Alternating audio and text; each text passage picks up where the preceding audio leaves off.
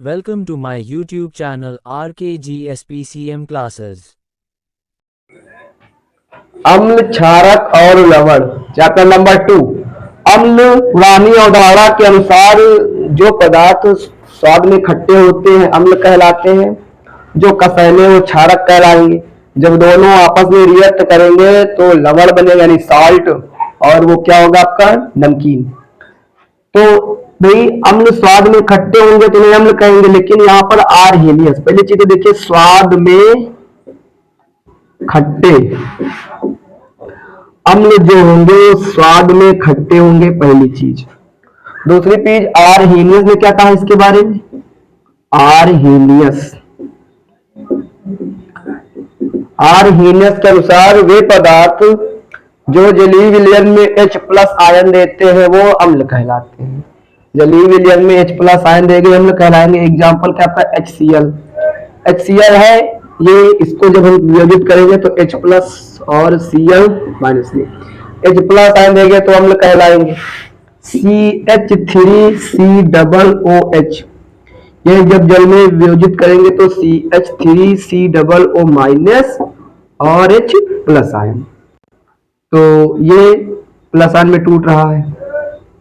H2SO4, ये आपका क्या होगा 2H+ ion, SO4 2- ion. HNO3, ये भी H+ आयन, NO3- आयन। जितने भी हैं सब H+ आयन में वियोजित होंगे। ये आपका क्या है? हाइड्रोक्लोरिक अम्ल। ये अम्ल हमारे आमाशय में पाया जाता है और जो हमारे पेट का जो pH मान होता है आमाशय का, उसको बनाए रखता है। तो हाइड्रोक्लोरिक अम्ल, हाइड्रोक्लोरिक अम्ल है। CH3COO एसिटिक अम्ल है, एसिटिक अम्ल। सल्फ्यूरिक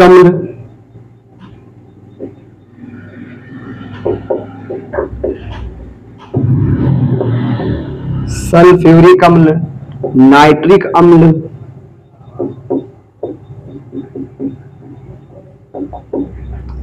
अम्ल, फार्मिक अम्ल, H+ आयन, और ये आपका हो जाएगा HCOO-। फार्मिक अम्ल में टूटेगा, ये आपका फार्मिक अम्ल।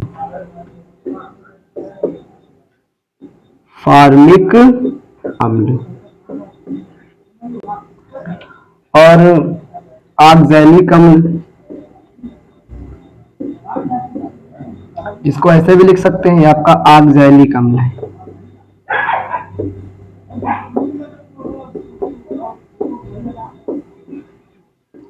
ऑक्सैलिक अम्ल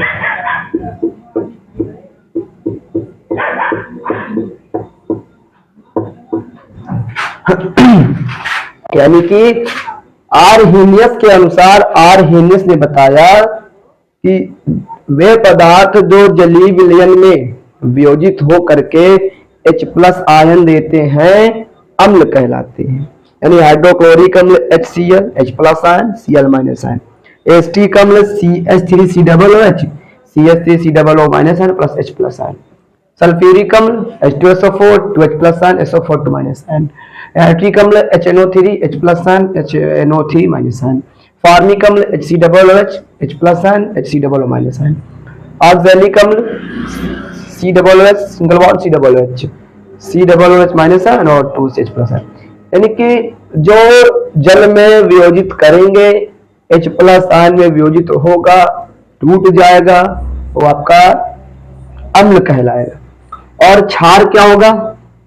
क्षार की डिफरेंस देखिए,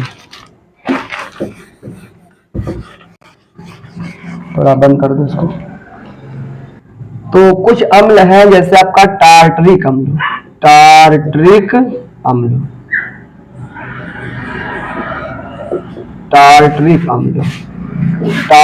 अम्ल जो होगा इमली में पाया जाएगा। ऑक्सैलिक अम्ल,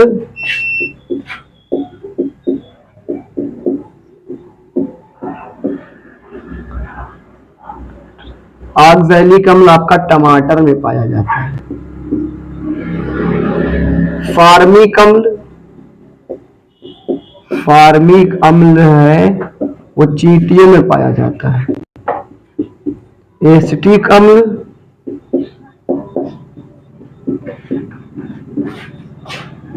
सिरके में पाया जाता है। चींटी के अम्ल में जो फार्मिक, चींटी का जो नाम होगा वो फार्मिका था, तो इसीलिए इसको फार्मिक अम्ल कहते हैं। और एसिटम यानी सिरका तो एसिटिक अम्ल। तो कुछ हम ऐसा टार्टिक अम्ल में, ऑक्सैलिक अम्ल टमाटर में, फार्मिक अम्ल चींटी में, एसिटिक अम्ल सिरके में, सिट्रिक अम्ल, सिट्रिक अम्ल, सिट्रिक अम्ल हो गया आपका नींबू संतरे में, नींबू संतरे में सिट्रिक अम्ल हो गया। लैक्टिक अम्ल दही में, लैक्टिक अम्ल दही में। तो कुछ सारे अम्ल हैं, ये अगर स्वाद में खट्टे होते हैं तो उन्हें अम्ल कहते हैं। टार्टिक अम्ल इमली में हुआ, ऑक्सैलिक अम्ल टमाटर में हुआ, फार्मिक अम्ल चींटी में हुआ, और एसिटिक अम्ल सिरका नींबू या संतरे में सिट्रिक अम्ल, और एसिटिक अम्ल सिरके में, लैक्टिक अम्ल दही में। ये अम्ल है, स्वाद में जो खट्टे होंगे वो अम्ल कहलाएंगे। लेकिन आर्हेनियस के अनुसार वे पदार्थ जो जल में वियोजित होकर के H+ आयन देते हैं वो अम्ल कहलाते हैं। हमने आपको रिएक्शन में समझाया है कि जो जल में वियोजित होंगे H+ आयन देंगे। अब क्षारक, क्षारक का स्वाद जो होगा कड़वा यानी कसैला होगा। देखिए एक होता है क्षारक और एक होता है क्षार।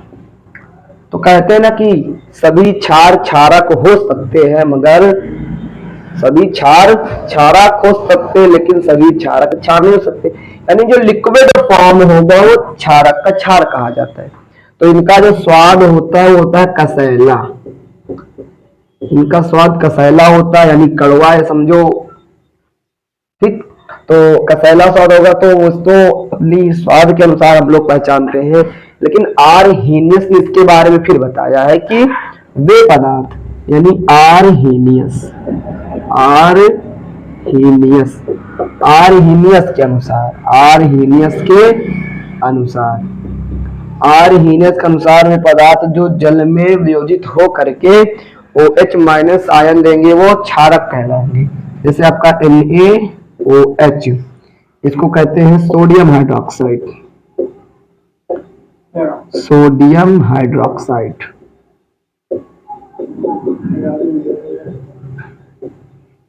सोडियम हाइड्रोक्साइड NaOH, ये जब टूटेगा वियोजित होगा तो Na+ और OH- में KOH, KOH आपका क्या है potassium hydroxide,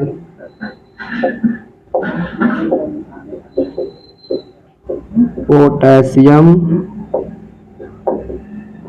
hydroxide, potassium hydroxide आपका K+ OH- में। NH4OH आपका ammonium hydroxide, ammonium hydroxide,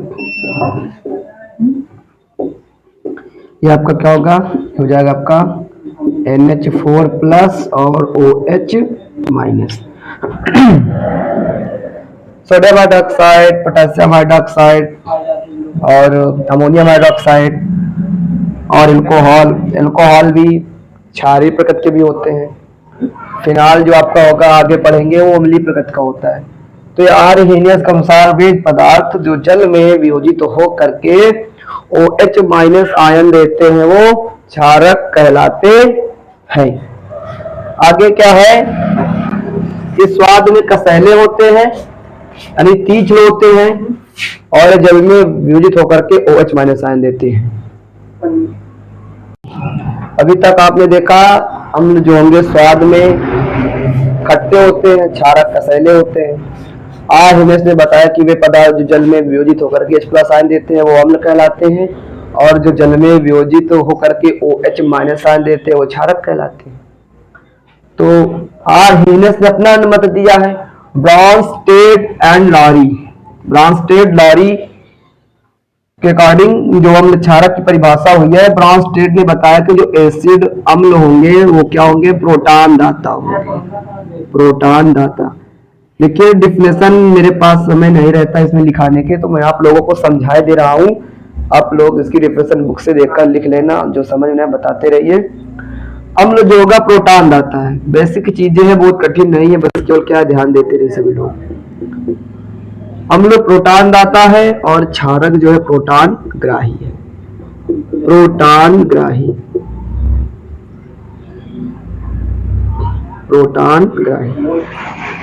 H plus ion, हम आर हीनेस के अनुसार H प्लस आयन देंगे तो प्रोटॉन मतलब H प्लस आयन देंगे तो अम्ल कहलाएंगे, और OH माइनस आयन देंगे तो क्षारक कहलाएंगे।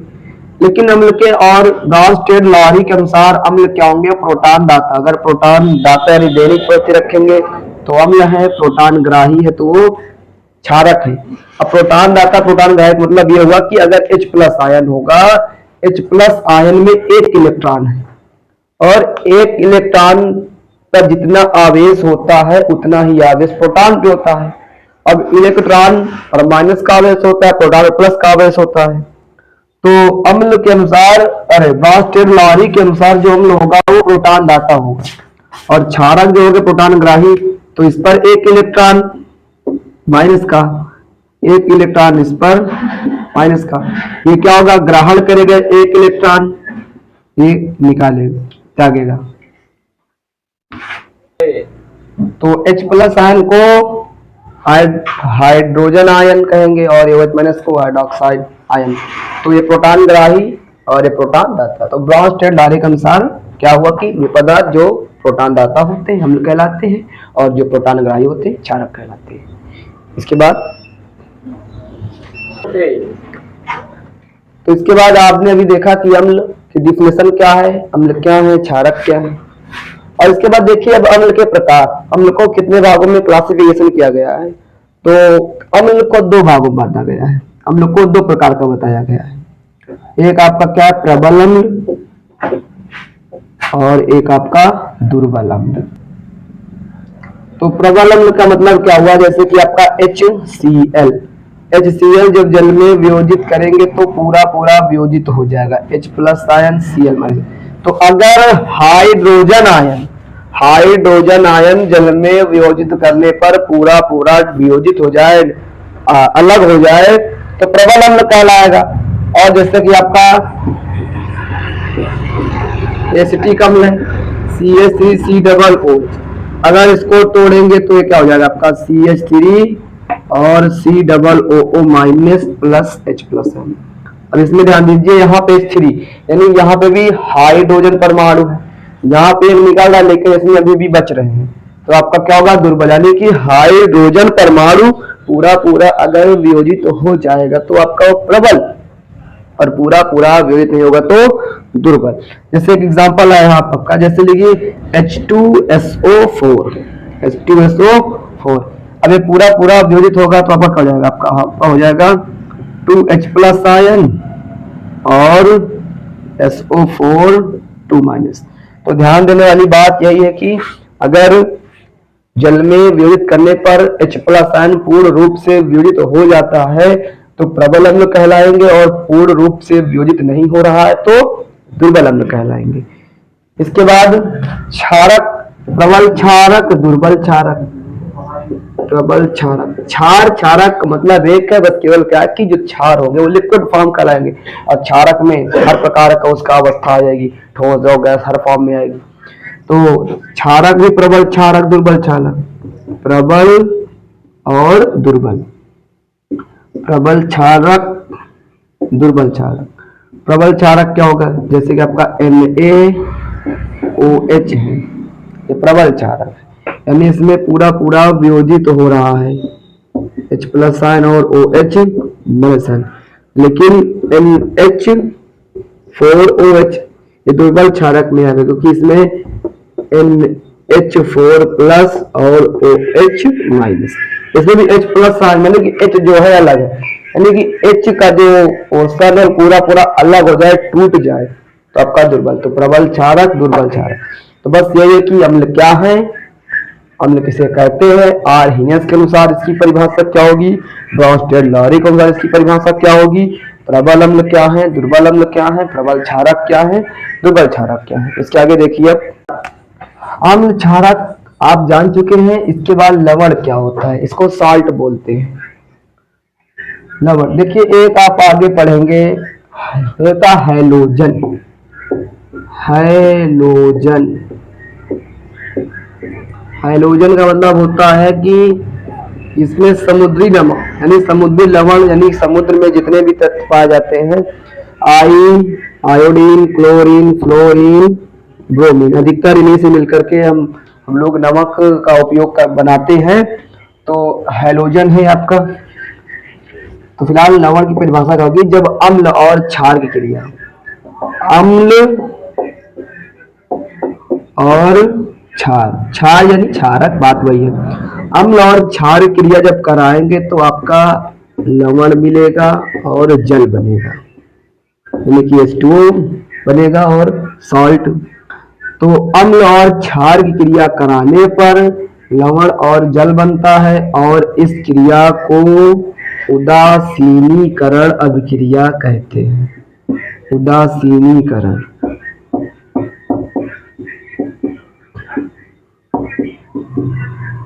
क्योंकि अम्ल का स्वाद खट्टा होता है, क्षार का यानी क्षारक या क्षार का स्वाद कसैला होता है। जब दोनों आपस में रिएक्शन करते हैं तो जल बनता है और उसमें ना तो अम्ल का स्वाद रह जाता है ना क्षार का स्वाद रह जाता है, यानी वो उदासीन हो जाते हैं। इसलिए इस रिएक्शन का नाम उदासीनीकरण अभिक्रिया पड़ा। पेपर में आ सकता है कि उदासीनीकरण अभिक्रिया को परिभाषित कीजिए। जब अम्ल और क्षार क्रिया कराते हैं तो लवण और जल बनता है, इस क्रिया को उदासीनीकरण क्रिया कहते हैं। एग्जाम्पल क्या होगा, जैसे मान लीजिए आप NaOH नहीं, आपका HCl एक प्रबल अम्ल है और NaOH HCl और Na जब क्रिया कराएंगे तो आपका NaCl प्लस और आपका बनेगा H2O, sodium chloride. Sodium chloride है ये, इसे साधारण नमक भी कहते हैं। जो हम लोग खाने में जिस नमक का उपयोग करते हैं ये वही नमक है, सोडियम क्लोराइड, यानी कि साधारण नमक। साधारण नमक, सोडियम क्लोराइड साधारण नमक, इस नमक का उपयोग। ठीक, तो भी देखा आपने NaCl जो है साधारण नमक, भाई जो हम नमक खाते हैं साधारण नमक है। देखिए हम लोग भाई नमक खाते हैं तो नमक में एक तत्व पाया जाता है आयोडीन युक्त नमक। आयोडीन की कमी से डेंगू रोग होता है, सभी लोग जानते ही हो। तो देखिए हम अपनी पूरी जिंदगी में एक नॉलेज की बात बता रहे हैं कि हम अपनी पूरी जिंदगी में एक चम्मच आयोडीन ही खा पाते हैं। अगर हम शुद्ध प्योर नमक खाते हैं तो पूरी जिंदगी में केवल 1 चम्मच नमक खा पाते हैं। क्यों? अगर हम एक दिन में एक सुई की जो एक नोक होती है, जितना नमक उस पर चिपकेगा, समझ लीजिए उतना नमक हम एक दिन में खाते हैं। तो फिलहाल NaCl क्या साधारण नमक, इसका यूज जो हम लोग उपयोग खाने में करते हैं, खाना बनाने में किया जाता है। एक होता है जैसे कि मान लीजिए हम KOH, पोटेशियम हाइड्रोक्साइड, इसको हाइड्रोक्साइड पढ़ेंगे। पोटेशियम हाइड्रोक्साइड की क्रिया हम करेंगे किससे करें, ये क्षार है, क्षारक है HCl की क्रिया हम KOH से कराएंगे, सोडियम क्लोराइड और पोटेशियम हाइड्रोक्साइड, इसकी क्रिया कराएंगे तो आपका बनेगा KCl और आपका हो जाएगा H2O। KCl ये आपका पोटेशियम क्लोराइड है, ये आपका सेंधा नमक है। हम लोग सभी लोग जानते हैं कि जो लोग व्रत रहते हैं उसमें नमक खाया जाता है। ये नमक पहले देखिए, पोटेशियम क्लोराइड,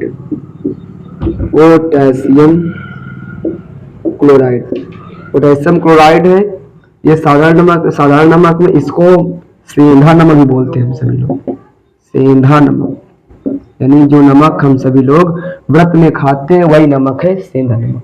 ये नमक पाकिस्तान जिले के पाकिस्तान जो देश है पाकिस्तान,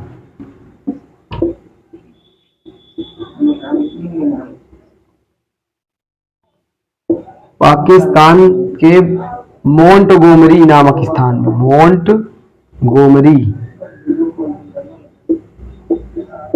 मोंटगोमरी जिले में पाया जाता है। यहाँ पर एक गाय पाई जाती है, बहुत दूध देने वाली गाय, साहीवाल गाय। पाकिस्तान के मोंटगोमरी जिले में ही साहीवाल गाय पाई जाती है जो दूध देने के मामले में बहुत आगे है। तो फिलहाल आपको जानकारी के लिए हमने बता दिया है कि यही जैसे कि पोटेशियम क्लोराइड है, ये भी नमक है। जब हम क्षारक यानी अम्ल और क्षार क्रिया कराएंगे तो लवण और जल बनेगा और इस क्रिया को उदासीनीकरण क्रिया कहते हैं। ये पोटेशियम क्लोराइड है, इसको सेंधा नमक हम लोग कहते हैं। ये सेंधा नमक पाकिस्तान के मोंटगोमरी जिले में पाया जाता है। यहाँ पर साहीवाल गाय भी पाई जाती है जो दूध देने के लिए बहुत फेमस है।